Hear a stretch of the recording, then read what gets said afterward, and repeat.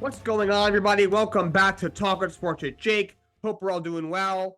Hope everyone had a nice, safe, and fun New Year's first show of 2024. But my season 4 is coming to a close soon.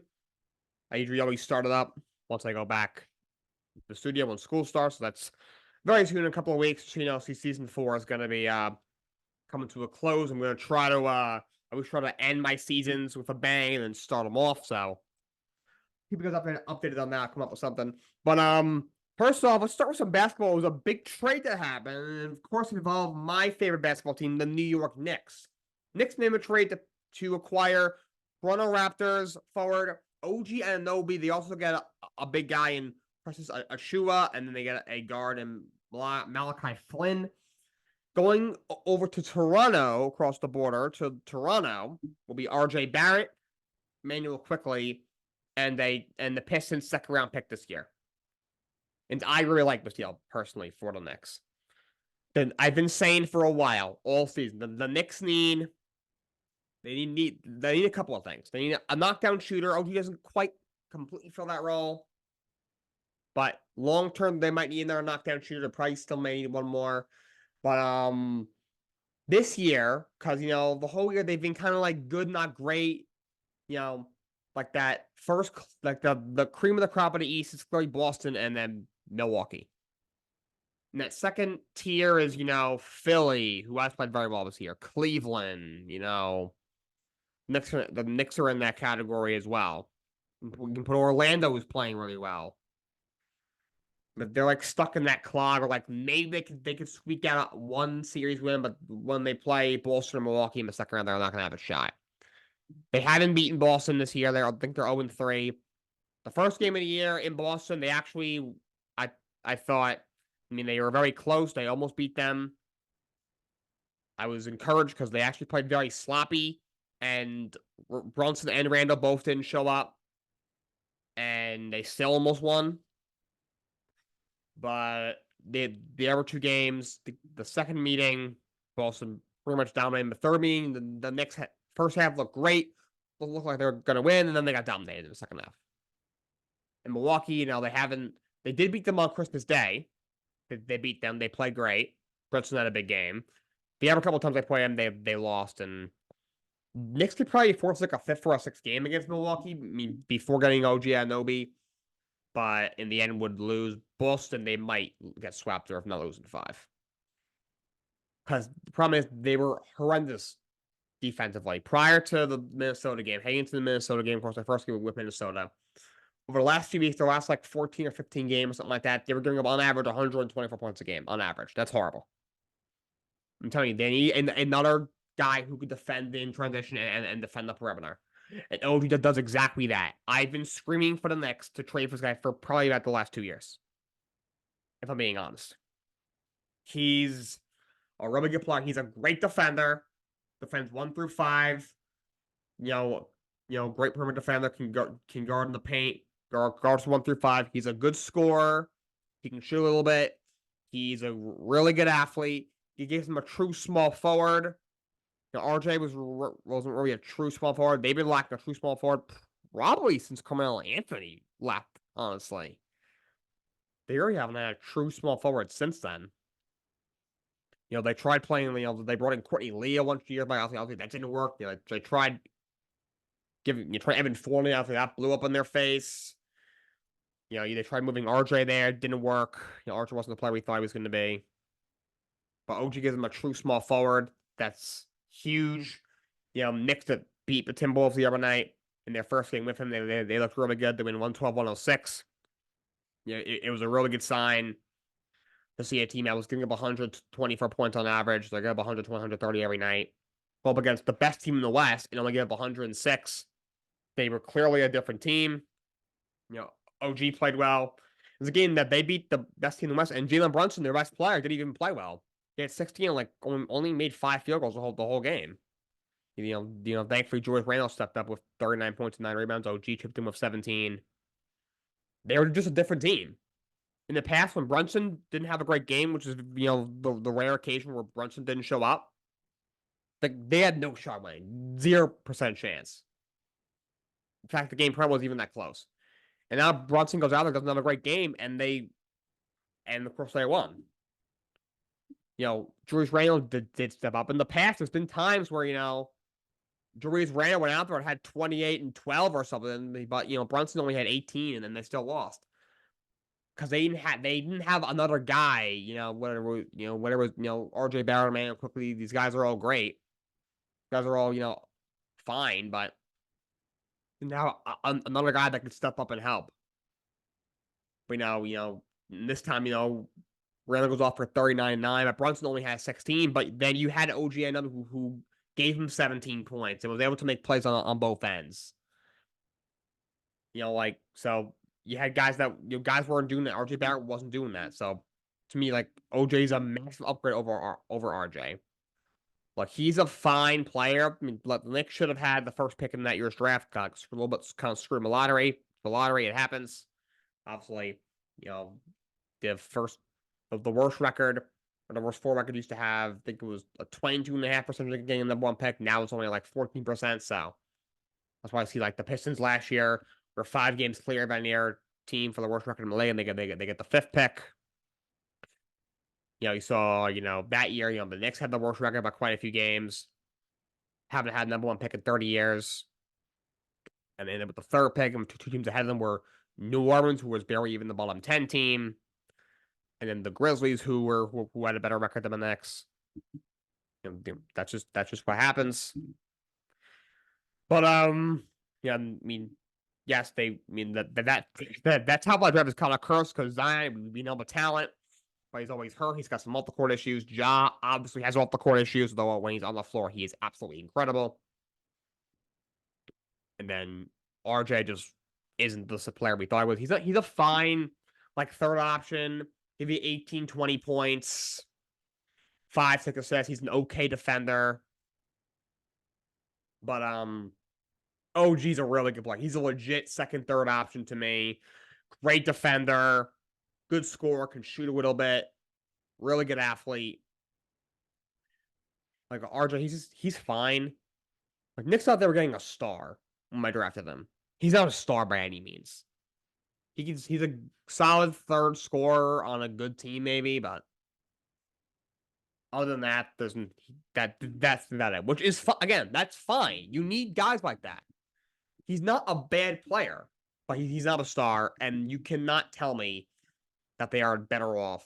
That they are better off with RJ Barrett over OG Anunoby. And look, I would have loved to keep Emmanuel quickly. He was playing really well. He's a good shooter. He can score. He's a really good passer.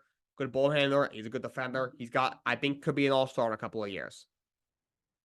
But at the end of the day, he was going to be paid. He apparently wants $25 to $30 million a year, which he deserves. He 1,000,000% deserves that. Not saying he doesn't. He absolutely does. But the Knicks already have Jalen Brunson, who's one of the best point guards in the league, and absolute all-star. No, they're paying him, I think, $26 million a year already. And in a year or two, we'll have to pay him even more. Makes no sense to pay Emmanuel quickly, possibly even more than Brunson. That doesn't make any sense. So they weren't going to pay him what he deserves. They're going to either end up losing him for nothing or have to trade him. And probably wouldn't get equal value for him since they would have to trade him right before he was getting his contract. So they wouldn't have gotten equal value for him. It wouldn't have really made any sense. So at least they traded him when his value was high. At least they got OG Anunoby for him. And people also got to realize RJ Barrett got Emmanuel quickly traded him. If RJ was, the player we thought he was going to be, RJ in the draft pick is probably enough for OG Anunoby. Maybe throw in Fournier or somebody else. But, RJ and the pick, and then maybe throw in some other random guy, is not enough for OG Anunoby. So they had to put in another legit, really good young player. And that was Emmanuel quickly.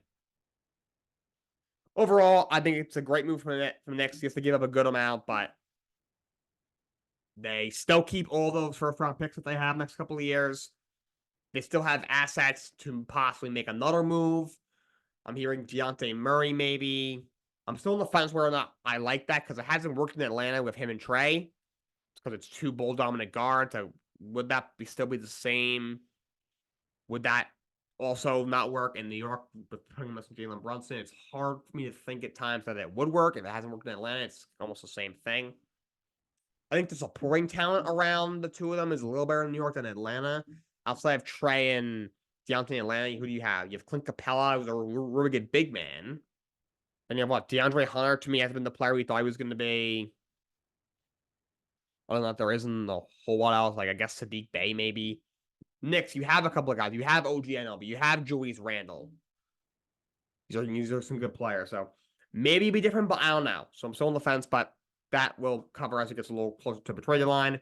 But I do think Toronto gets to go with him. They get a really good young point guard in Emmanuel quickly. They'll have to pay him, before next season starts, but I think they should. I think they will. He's a potential all-star point guard. RJ, who I don't see him being more than 18 to 20 point a game year player who can take it to the hole. Decent passer, okay defender, not a great defender. I guess an okay defender. A little inconsistent, but he's also from Canada. I'm sure he grew up wanting to play for the Toronto Raptors. It's kind of a dream come true for him. Maybe his game gets elevated a little bit in Toronto. But this is, for me, for the Knicks, it's year 4, and he's still only giving you 18 points a game. He's still, inconsistent. One night he goes out there, gives you 28 points, was taken to the hole, makes a couple of threes, and then next night is 2 of 11, 0 of 6 from 3. He's too inconsistent for me. So overall, that was a fair trade, and the Knicks got what they really, really need. All right, let's go on to NFL. Let's talk about the scores from week 17. We are winding down only another week, going into the final week of the regular season. I will do my game picks tomorrow, because tomorrow is Game Picks Wednesday. Thursday Night Football, Browns keep it just 37-20. I would tell you I'm surprised, but I'm not. If the Jets kept Joe Flacco, they might still be in the hunts. I saw this coming from a mile away. I don't know what you want me to say. The Jets suck. Maybe they'll be better next year. I've been saying that for the last almost 15 years. This point, I just don't care. I've ranted enough about Robert Saleh and this inept coaching staff and the inept front office led by Joe Douglas. What else is there to say? Another year down the drain, but kudos to the Browns, kudos to Joe Flacco. What a story is. 309 yards, 3 touchdowns against just 1 interception. 134 yards for David Njoku. Browns put 11-5. They clinch a playoff spot. First time since 2020, and the second time in the last 21 years, Browns are going to the playoffs.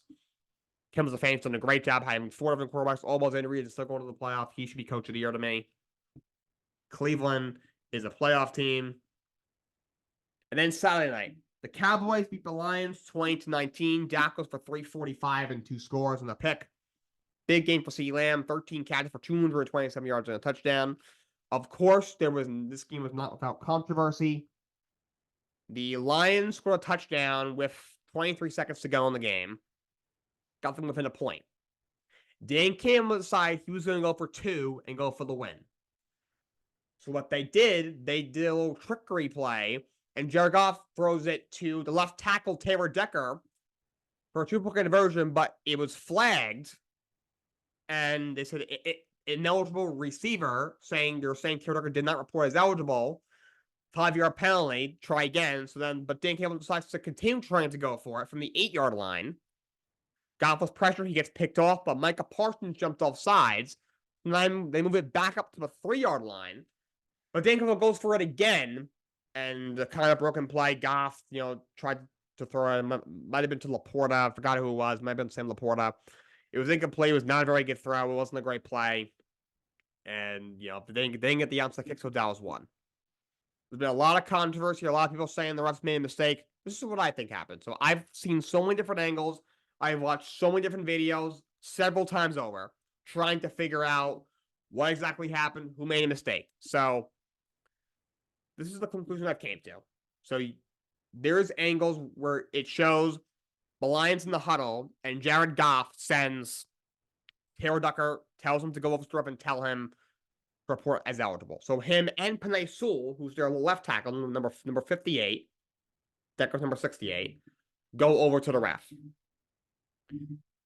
So Decker says to the ref, report. That's why he said the word report. The referee, Brett Allen, the head referee, was not looking at them as like when they were walking up to him. He wasn't looking at them at the time. He was like running almost past them. He was riding this way, and then he had Decker and Sewell kind of coming toward him.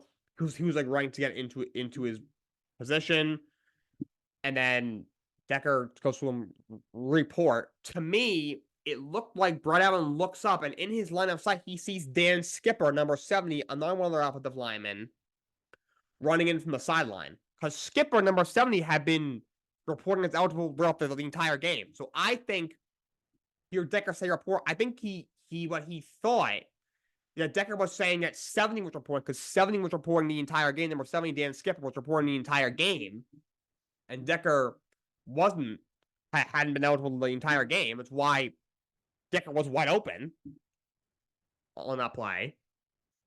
That's what he thought, because if you look at it closely, you could see after Brett Allen appears to look at least in the direction of Decker, and then he goes over to Dallas, kind of like into their linebacking core, and he says something to the Dallas defense. Because remember, when there's an eligible receiver, that's the first thing that they announce before the play even starts. You can hear the referee announces on the mic. They tell the defense, that's a rule. You have to do that. That's why you have to report to the referee. So I do think Brett Allen made a mistake. He thought that Taylor Decker was saying that 70 was reporting. You say, well, why wouldn't just number 70 say it himself? I guess the previous play he wasn't in. So obviously the previous on that touchdown pass to St. Brown from Goff. So now the play ends, so he's running in. So maybe the referee thought, because he sees Skipper running in, he's just not to waste too much time. I think obviously it comes down to this: if you get it, you win. If not, you lose. Basically, this is a big game, obviously. So Decker was saying on behalf of Skipper. I think he thought that's what the case was. Obviously, that was not what Decker meant. That being said, first of all, I think Decker should have been more clear. He should have said, I'm reporting as eligible. Don't just say report. He can mean himself. He can mean Panay Sewell standing right next to him. He can mean Dan Skipper, who is running in from the sideline, to be in the formation for the play, especially considering Dan Skipper, number 70, had been eligible all game. Basically, he'd been reporting as eligible throughout the entire game. He should have been more clear. And also, once a touchdown gets watched and you're pushed back to the 8, these two-point conversion plays, you get one shot at them. That's the kind of plays they are. Take the field goal and go to overtime. I got why they went for it the first time. I got it. It was actually a really good play. It was a really good call by Ben Johnson and Dan Campbell. I got why you go for 2. Yes, your defense is only giving up 20 points, but Dallas also has a kicker who has not missed a kick all season, and we're 17 weeks into the season. He's hit from 59 yards multiple times. Now, your offense has only scored 19 points, so if you could get the ball, not score, and give the ball back to Dallas, and all they can do is line up a long kick for Anunoby and win the game. Also, CeeDee Lamb had 220-plus yards on the day. You couldn't stop him. So if you have no confidence that you can stop CeeDee Lamb, and, if Dallas has a long field goal, they're almost definitely going to make it, and you're not super confident in your offense, they've only scored 19 points the whole game, I get why you went for 2 the first time. But once you get called back, regardless of whether or not it should have been or not, at that point, you have to accept reality, take the extra point, and go to overtime.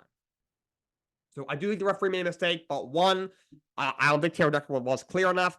Yes, I know Dan Campbell explained it before the game, but they had on Get Up, they had Rex Ryan on, and he said, head coaches, that's what you do as a head coach. You go through every trick play with the officials before the game. So the referee did make a mistake. But also, Decker could have been a little more clear with the referee. And Dan Campbell's got he's got to know, okay, let's come back to reality. We're now on the 8-yard line. The chances of us getting 2-point conversion are very slim. Let's take the extra point and let's go to overtime. So that's my thoughts on that. For the Sunday games, Bills over the Patriots 27-21. Bailey Zappi really showed they're for only 209 yards and 3 interceptions. So Bills set up a game against Miami. If they win, they'll win the division and they'll be the 2 seed. If not, they'll maybe get a wild card. They might even get eliminated from the playoff. That's kind of how the Bills season's gone. Been very up and down. They get to 10-6. Patriots drop to 4-12. By the way, Dallas and Detroit are now both at 11-5. Got the Bears lead over the Falcons 37-17. I'm going to say I think the Bears should keep Justin Fields next year. He has played really well down the stretch. Give him a chance. Maybe give him a new offensive coordinator. Luke Getty, I think, has been terrible over there. But get him some better weapons. Give him a better offensive line. Maybe add another piece or two on defense, so their defense has been playing a lot better down the stretch. But Bears are now 7-9. They won't be going to the playoffs, but they've been playing a lot better. Field looks a lot better. I think he's starting to figure it out. I give him another year. The Colts over the Raiders, 23-20 to stay in the playoff picture and stay alive in the AFC South. So Jonathan Taylor will run for 96 yards and a touchdown. Although the Raiders lose and are eliminated from the playoffs, I do think Antonio Pierce should keep the head coach job next year. He's done a really good job. The players love him. Don't make the same mistake you made a couple of years ago with letting Rick Passaccia go. Keep Antonio Pierce. That's my message to Mark Davis. Rams over Giants, 26-25. This is a bit of a wild game. Kyren Williams had 3 touchdowns. Both teams made a lot of mistakes. The Rams missed an extra point. They had a couple of drops. They had a bunch of penalties. They had some bad penalties. They made a lot of mistakes in this game. But Giants also made a lot of mistakes. They had a lot of penalties, especially on the offensive line. In the fourth quarter, a little bit late in the fourth quarter, Tyrod Taylor played really well after coming in relief of Tommy DeVito in the second half. After DeVito got benched, he had to like a 60-yard bomb to Jalen Hyatt. Giants up basically in the red zone, but it was holding on Daniel Bellinger, but Giants backup tight end that called it back, and the Giants had to play down first and goal. They tried an eligible receiver with Mark Lewinsky. It didn't work, and then the very next play, they got closer, but then it was holding on Ben Bredesen that set them back. The cost them a touchdown, and selling for a field goal. But Giants also missed an extra point. They had a lot of bad penalties, and that 2-point conversion, because the Giants scored with I think 2.5 minutes to go or so. That put them within a point. That made it 26-25. And then Crosby attempted the extra one. He made it, but the Rams jumped off sides. It was encroachment on Jonah Williams. So now the Giants elected to put the ball at the 1-yard line, try for 2 from the 1-yard line. And I didn't love the call. I don't know why you're going shotgun from the goal line. If you're on the goal line, you want to keep the team guessing. It could be a run up the middle, it could be a QB sneak, could be maybe a quarterback design run, could be play action, a bootleg, maybe a goal line fade, a quick slant. Could be so many things you can do. That's why you always line up under center. You do some weird formation. From the shotgun, almost empty set. It's oh, it's a pass. It's probably a slant or a goal line fade. Okay, cool. But in Tyrod Taylor, he rolls out right. Saquon Barkley is 3 inches in front of him. He's got a walk-in 2-point conversion, which of course would have put the Giants up by a point with 2.5 minutes to go. And Taylor did all he had to do little 2-inch dump ball pass, and Taylor missed them. Complete boneheaded error. And then the Giants get a stop, and they got the ball back with a minute 40 or a minute 50 to go. In decent field position. They got a good punt return from Gunnar Olszewski, who had a punt return touchdown to pull them within a touchdown earlier in the quarter. He had a good return. It was a holding, of course, another bad penalty on the Giants. It seemed a little bit, but still we're on just inside the 35-yard line. And then they got to Mason Crosby, who's they have now because their first kickers got hurt. Randy Bullock and Keogh are both hurt. So they picked up Mason Crosby the week prior, and he missed a field goal. It might have been tipped because it was short. It was just overall a bad kick. And of course, the Giants lose. So, Giants definitely blew that one out. They blew that game for sure. Cardinals, a major upset over the Eagles, 35-31. With the Rams winning that game against the Giants, they clinched the playoffs. But Cardinals, they beat the Eagles 35-31. Kyler went for 232. And 3 touchdowns against only one interception. James Conner went for 128. And a game-winning touchdown with like 30 seconds left. Eagles have lost 4 out of 5. Now they lose to the 4 and 12 hours in the Cardinals, whose head coach is, of course, their former defensive coordinator, Jonathan Gannon. Something is wrong with the Eagles, and I think I know what it is. I think it's the coaching. You saw AJ Brown after the game, not talking to the media, saying there's nothing to say. And apparently, a lot of the players are frustrated with the coaching. So it's not just AJ Brown, which is why he didn't talk to me. Apparently, that was actually aimed at the coaching. Apparently, there's other guys who are also upset like AJ Brown. AJ Brown, the word they used was he's the least reserved. He's the most, I guess, the most outspoken about it, the most vocal about it. Brian Johnson needs to go. He is so predictable as an offensive coordinator. All the stuff Shane Steichen did last year, how Jalen Hurts be great. That where Brian Johnson was on the staff, he was the quarterbacks coach for the Eagles last year. He's not doing. I don't get it. And defensively, I don't get their struggles. This front seven should be mauling quarterbacks. They led the league in sacks last year. Might even broken the NFL record if I remember correctly. I'm not sure. I'll have to fact check that, but they led the league in sacks last year. And they added to that front seven, drafting a Javen Carr in the first round, who's probably defensive rookie of the year, and you drafted Nolan Smith as well, who hasn't done a whole lot, but still I think has the potential to be a very good player.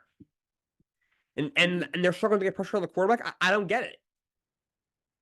Their secondary was good last year. Lost some pieces in the offseason, but still, you still have Slay and Bradbury, who are both really good last year.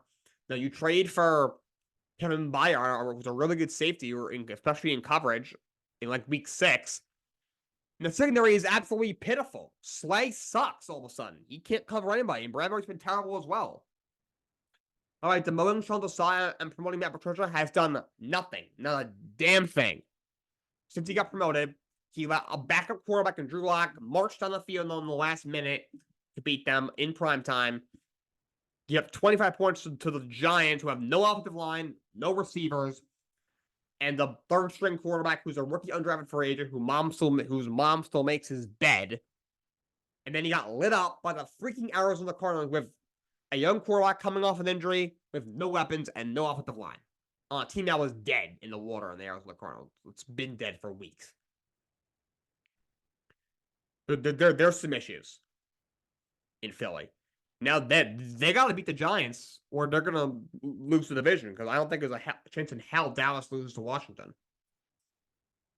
So Eagles are in some deep trouble, but they dropped to 11-5. Saints over the Bucks, 23-13, in an upset. Baker Mayfield goes for 309, 2 touchdowns, 2 picks. There's been a lot of people talking about the Bucks should extend Baker. I would pump the brakes a little bit. I know it's one game. He still has had a really good year overall. But in the past, when he's had a lot, when this team is running with talent, he's gone out there and had a decent year. I mean, he made people believe, and then the next year, he's falling apart. So, I resign him maybe on a short-term deal. Maybe you franchise tag him. He deserves to come back and be the Bucks quarterback next year, but let's pump the brakes on giving him a 4 or 5 year contract. He's still Baker Mayfield at the end of the day. But Bucks do not wrap up the division with, absolutely lose with the Saints. They'll need to win in week 18 to do that. 49ers and Commanders, 49ers win 27-10. No surprise there. Jaguars beat the Panthers 26-0 with their backup quarterback, Bryce Young, for just 112 yards. Panthers are 2-14. The Bears pushed the number 1 pick with that, because they have the Panthers pick, of course. The draft trade last year. Jacksonville's 9-7. If they win this week, they clinch the AFC South. I'm hearing they should have Trevor Lawrence for that game. By the way, the Panthers owner Dave Tepper is a clown.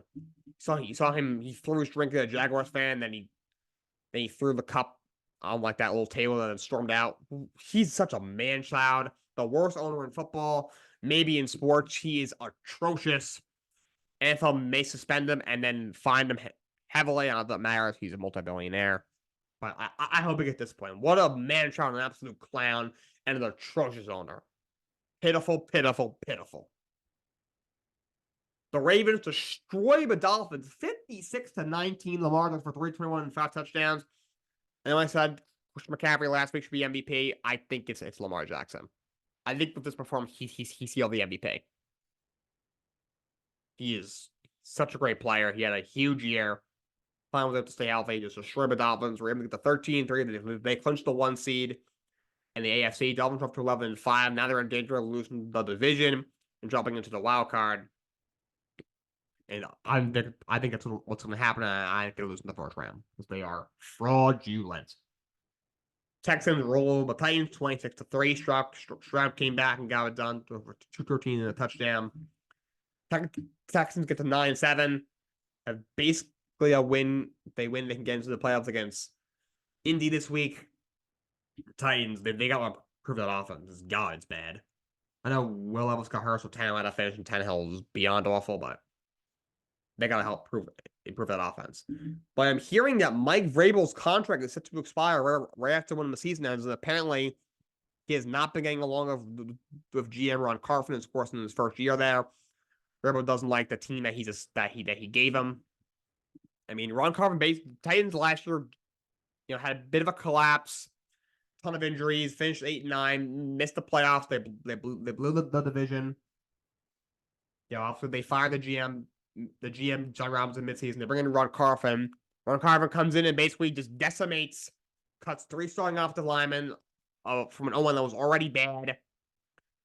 They did bring in DeAndre Hopkins, but it's only helped so much. Only thing they did, all their was drafts Will Levis in the second round. He let go some guys on defense. And, didn't give Mike Vrabel a shot this year, to be honest. So I can kind of get the frustration from Mike Vrabel. So it would be interesting if he decides, I'm leaving. I'm sure he'll be a top head coach candidate. You wonder, could New England bring him back? He was he was a player there for a long time. If they move on from Belichick, could they bring in Mike Vrabel? That'll be interesting. Yeah, but Steelers over the Seahawks, 30-23. Mason Rudolph again was able to get it done. George Pickens, another big game, 3 for 131 yards, 122 yards and 2 scores on the ground for Najee Harris. Mike Tomlin, 17 straight seasons with a winning record. That's crazy. It's a little bit of a overrated stat because they haven't won a lot of playoff games recently. But still, he is still a great coach. In Seattle now, their playoff chances took a big hit. They're going to need a win somehow in Week 18. Broncos over the Chargers 16-9. Sid for 224 on a touchdown. Of course, Broncos bench Russell Wilson. This whole saga. So apparently, weeks back, after they beat the Chiefs, the Broncos told them, you really need to remove your injury guarantee for 2024.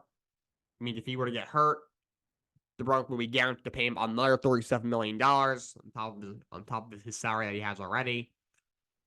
Or you'll be benched. Russell Wilson was a little bit taken aback. He refused to do it. The NFL and the Players Association got involved. The issue didn't get resolved, and Broncos decided to keep starting him. But then they finally just said enough's enough. They benched him, even though they're only within the game of the playoffs. But so they win. Get to 8-8, but they're not going to the playoffs. And the Chargers, obviously, they suck. By the way, the Russell is expected to be cut in the offseason. But the Broncos are also in trouble. Not a lot of people like how they handled it. They're going to have trouble getting free agents. The NFL Players Association has sent them a letter saying, can't do that. That violates the CBA, so they're in some trouble. Chiefs over the Bengals, 25-17. Bengals are eliminated from the playoffs with that. Chiefs, their front seven, Mull, Jake Brown, they had 6 sacks. They pick up one and they clinch the division yet again. And the Packers destroy the Vikings, 33-10. Jordan Love threw for 256 and for 3 touchdowns. He's played really well down the stretch. Definitely will be the quarterback next year. Starting maybe the long-term answer there. We'll see, but Packers just dominated. Jaron Hall was horrible in the first half. He got benched at half. Nick Mullins had to come back in. Vikings are eliminated. Packers to 8-8. And if they win in Week 18 over there or travel the Bears, they will make the playoffs. That's Week 17 recap. Let's talk some more basketball. Do a little standings update.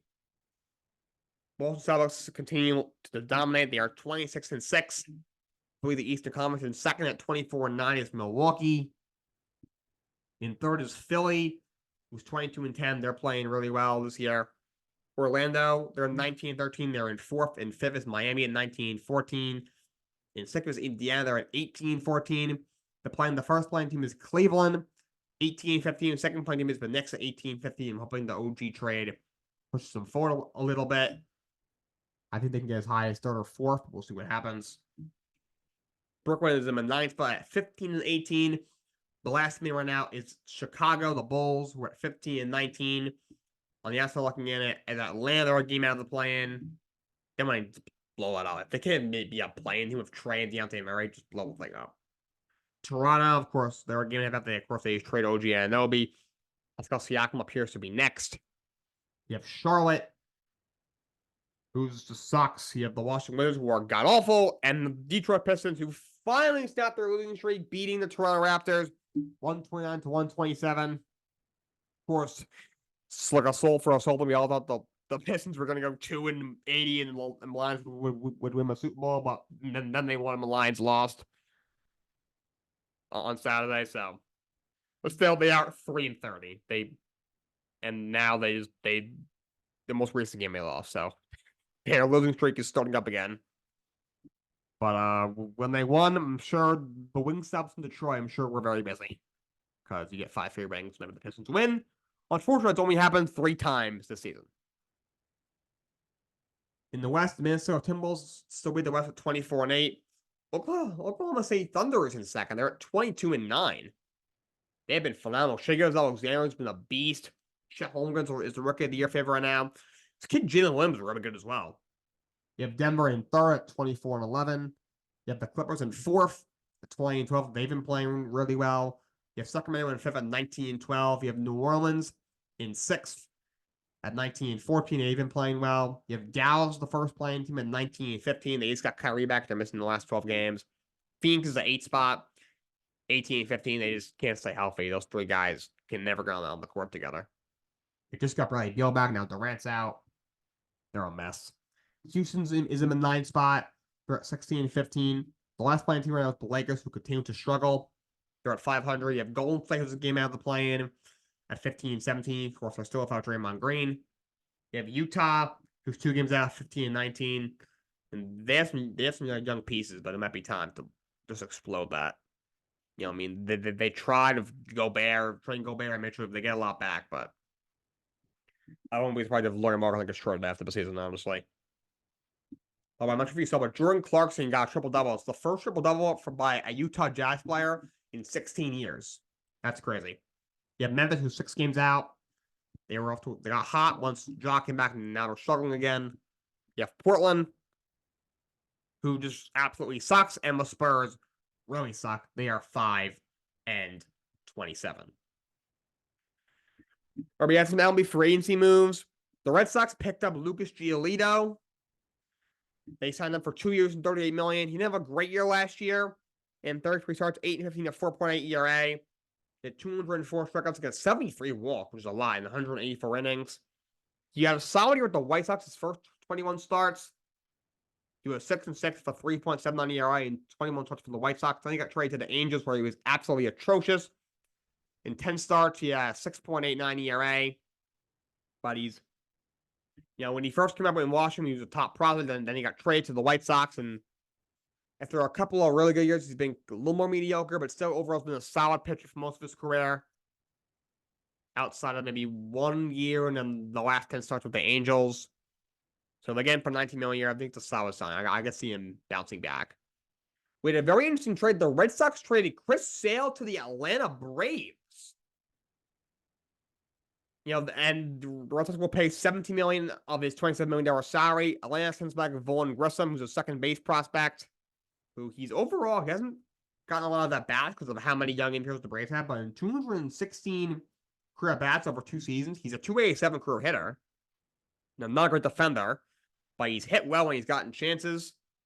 Sale's had a lot of injuries the last few years. Of course, was once maybe the best pitcher in all of baseball.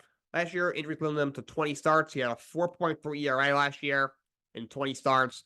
125 strikeouts against 29 walks and 102 and 2/3. The previous 3 seasons, he only pitched a combined 48 and a third. I don't think Sale is quite the same pitcher. He has not had an ERA under 4 in almost 6 years, since 2018. He's battled injuries, a lot of injuries. He's only thrown about 150 innings or so over the last 4 seasons. But, Atlanta has done a phenomenal job of getting the best out of their players. So I could see him having a better year in Atlanta this year. I still don't know how many innings he'll give them. But still, the Braves rotation right now, you look at it, it's Spencer Strider, who's a stud. You have Free, who a lot of injuries last year, but was healthy pretty much every other year. He's a great pitcher. You have Troy Moore, who's still solid, even though he's at the end of his career. You have Bryce Elder, who had a pretty good rookie year last year. He struggled in the second half, but wasn't also in the first half. Now Sale, who now just as just a guy, all he needs is 5 or 6 innings for him. I guess he Sale at least give him 25, 26 starts. So I think that's a really good move for Atlanta. They're only paying about $10 million for him, only for a year.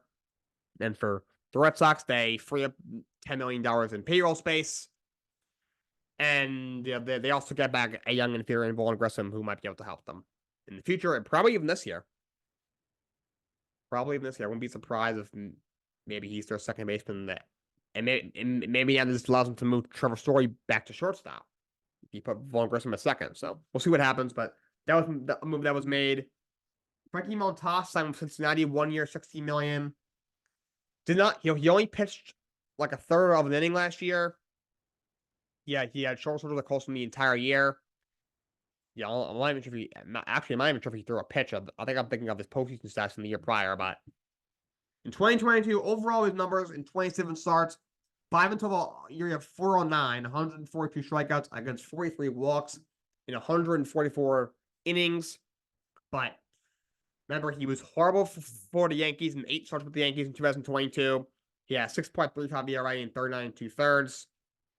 With Oakland that year in 19 starts, he had 3.18 ERA, was 4.9 because Oakland is really, really bad at baseball. First career in 5 minutes, 39 and 2/3 innings. He's got a career 3.9 ERA. He's always been a really good, solid second or third starter. He was hurt when the Yankees traded for him. He tried pitching through it just to make a good impression, and it didn't work. Not sure why Brian Cashman gave up 4 players for an injured player, but that's Brian Cashman for you. But Montas has overall been a really good starting pitcher, and I do think if he's healthy, I think he could bounce back and be a solid arm for the Reds, who desperately need help in their rotation. Right, let's move on to the NHL standings. Taking a look at the Eastern Conference, New York Rangers are in first place in the Eastern Conference. They have 51 points.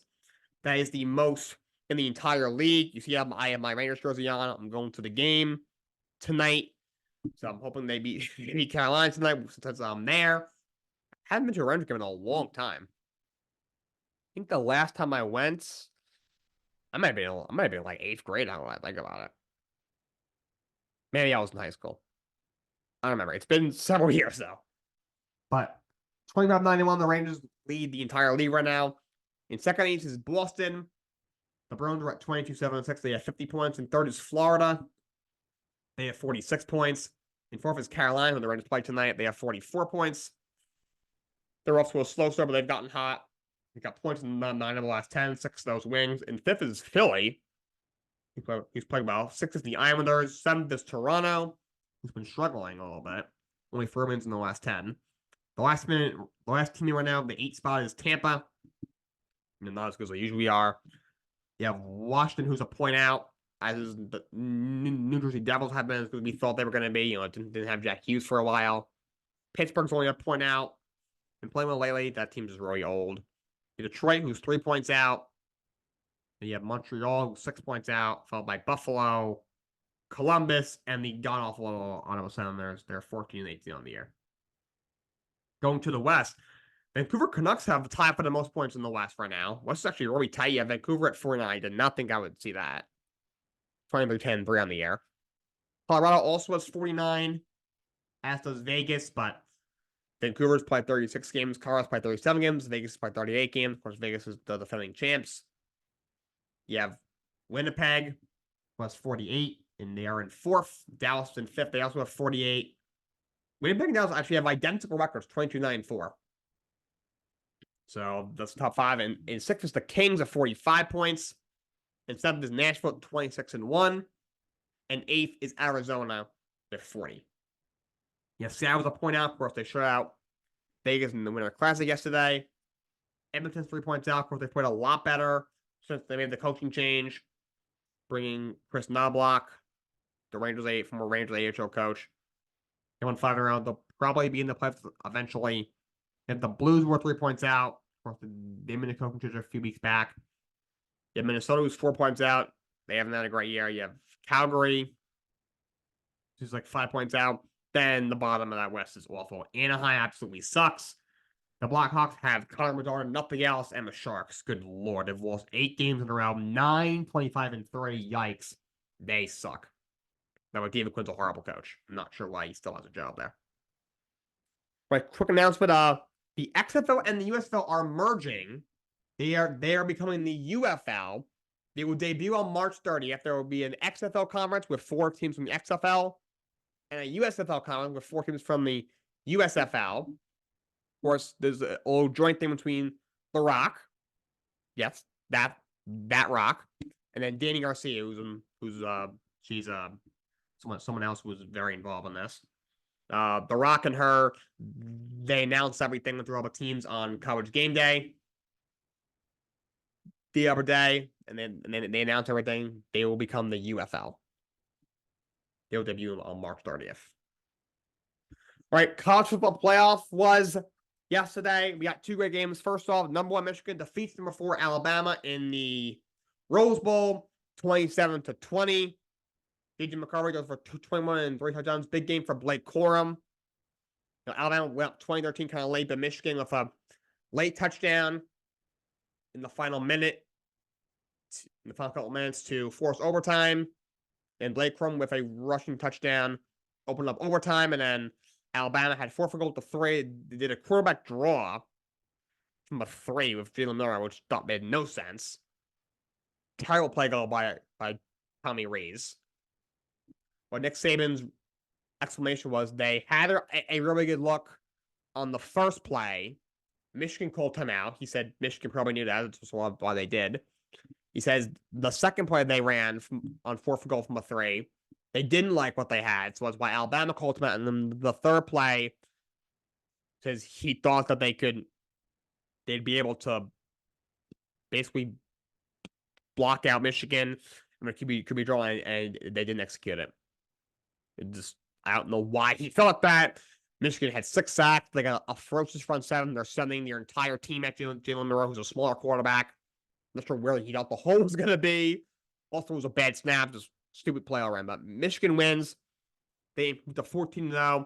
They advanced to the national championship. And number 2 Washington beats number 3 Texas in the Sugar Bowl, 37-31. Michael Penix, what a game! 430 yards and 2 touchdowns. Texas, they got the ball back down 6 because remember, Washington got the ball.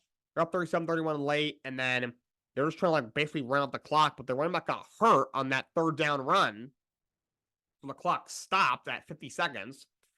So that gave Texas a fighting chance, and then on the punt, that bonehead, stupid Washington player got a kick-catch interference. So that put Texas on the 35-yard line at the personal foul. And then they got to the 10-yard line, the 12 or 13-yard line, with about 15 seconds left. Then it came down to the last play. Well, with 1 second left on about the 10-yard line, and Quinn Ewers passes incomplete. Incredible game. Washington wins. It'll be number 1 Michigan against number 2 Washington in national championship Monday, January 8th at 7:30 p.m. Eastern Time. Before we close this thing out, I want to talk some of the other bowl games. They were horrible. For example, the Orange Bowl between number 5 Florida State and number 6 Georgia. Georgia won 63-3. Oh yeah, a lot of these players are sitting out. It's getting embarrassing. It's embarrassing for college football. I think a lot of it has to do with NIL and the transfer portal. But I don't hate these things. I think, NCAA's made billions of dollars off of these college athletes. It's about time they make some money for themselves. And the transfer portal, I actually don't hate it. You know, there used to be you guys have to sit out like 2 years before they could play when they transfer. Now you can just play right away. It's basically free agency in college football. But first of all, why is a transfer portal in the middle of the season? That is the stupidest thing ever. It completely screws things up. You got teams who are trying to recruit for next season while like preparing for a bowl game. Makes no sense. That'd be like if the NFL free agency started like after like week 15. Like Kirk Cousins right now could sign like the 49ers. While the 49ers already have a quarterback and they're playing, trying to lock up the 1 seed, which they already did and trying to win a Super Bowl. Makes no sense at all. Also, like the winter signing period is stupid. Get rid of it. It's dumb. These teams are trying to prepare for their bowl games and everything. And the biggest headline, and they have to worry about, signing all these high school kids for next year. I don't get it. Stop doing it. Get rid of it. Get rid of it. Make it after the season. It makes no sense. And like, because the problem is there's no like governing person or thing over NIL and over the transfer portal. They need someone or something to like oversee NIL and oversee the transfer portal. Otherwise, this is going to get out of control. And to me, it already is. It's pathetic. Kirby Smart, the Georgia head coach, said after the game, like, this is pathetic. His team won by 60. And this is pathetic. McCloskey only had 2 starters. 2 starters! Guess the quarterback was hurt, so their backup played. 2 stars. Come on. That's embarrassing. I can kind of see, like, all right, like, if you're going to be a high pick, and you're playing in a bowl, and you're playing in the, not college football bowl game, maybe, like, Brock Bowers didn't play for Georgia. He's a star tight. He's going to be a top 20 pick at worst. Okay. Can kind of see that. Like, Joe Milton set out for Tennessee. I'm not even sure he's getting drafted, Joe Milton. Like, what are we doing? That's just stupid. If you play in the game like this, and then you go off, that's definitely going to help your draft stock. Like last year, Bryce Young for Alabama and Will Anderson, who knew they were going to be a very top pick. Bryce Young thought, all right, he'll probably be top 5, if not the number 1 pick. And Will Anderson pretty much knew he'd probably be a top 5 pick. And Bryce went out there and balled out in the bowl game. That wasn't that important. He balled out and ended up getting picked first overall. Will Anderson goes out there, balls out. He had a great game, finished off with a phenomenal season, and ended up being the 3rd pick in the draft. I don't get why these guys are always sitting out. They didn't want to get hurt, and I understand that. But the same token, if you go out there and you play really well, your draft stock's going to shoot up, because those are the games that the scouts watch. These what are basically playoff games. I mean, obviously, these games, if you win, you don't move on. You earn the right to play in the game. Play in the game. Like, I get both sides, but like, it's getting ridiculous at this point. And the other stuff that I mentioned, the NFL college football, they gotta fix that. NCAA has to fix that. It's getting absolutely ridiculous. All right, that's all I got for you guys today. Until next time, so long and have a great day.